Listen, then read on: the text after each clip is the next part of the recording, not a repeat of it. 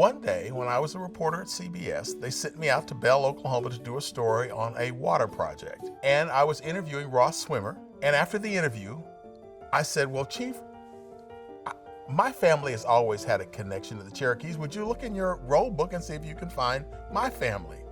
And he found my father, he found my grandmother, he found my aunt.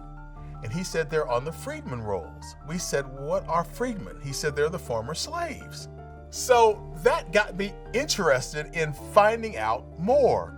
Cherokee freedman descendant is somebody that descended from a person who at one point was a slave of a Cherokee citizen at that time. It is fascinating. People didn't know the Indians had slaves, you know, and then to learn about this. And then I put it on YouTube. It's had over 1 million hits. I think it's because of something people really didn't know about, and they find it to be a fascinating story.